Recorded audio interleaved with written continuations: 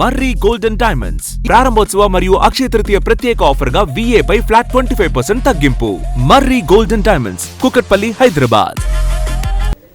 ప్రపంచ ఆర్థిక ముఖ చిత్రంలో ఒక కీలక పరిణామం చోటు చేసుకుంది. నామినల్ జీడీపీ పరంగా చూస్తే ప్రపంచంలోని టాప్ 5 ఆర్థిక వ్యవస్థల జాబితా నుంచి భారత్ కిందకు పడిపోయింది.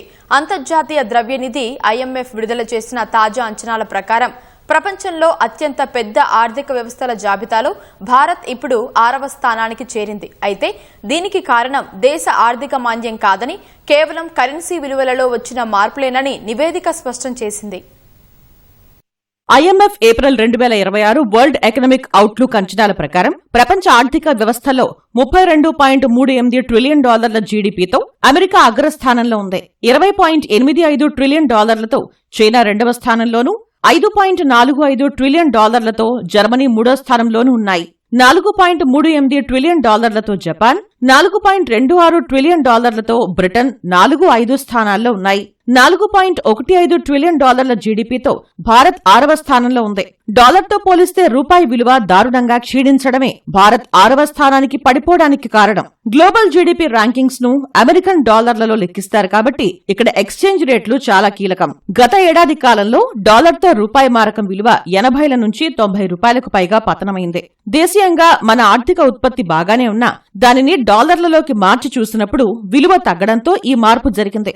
జపాన్, బ్రిటన్, భారత్ దాదాపు ఒకే బ్యాండ్లో ఉండడంతో చిన్నపాటి కరెన్సీ హెచ్చుతగ్గులు కూడా ర్యాంకులను తారుమారు చేశాయి. పశ్చిమాసియా సంక్షోభం వల్ల అంతర్జాతీయంగా ముడి చమురు ధరలు భారీగా పెరిగాయి. భారత్ తన ముడి చమురు అవసరాల్లో 90% దిగుమతే చేసుకుంటుంది.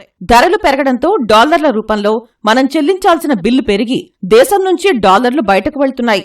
ఇది రూపాయిపై తీవ్ర ఒత్తిడి పెంచుతోంది. భౌగోళిక ఉద్రిక్తతల కారణంగా విదేశీ ఇన్వెస్టర్లు భారతీయ ఈక్విటీలు, బాండ్ల నుంచి పెట్టుబడులు వెనక్కి తీసుకోవడం కూడా డాలర్కు డిమాండ్ పెంచింది. చమురు, ఎలక్ట్రానిక్స్, బంగారం దిగుమతుల వల్ల భారత్లో స్థిరమైన వాణిజ్య లోటు కొనసాగుతోంది.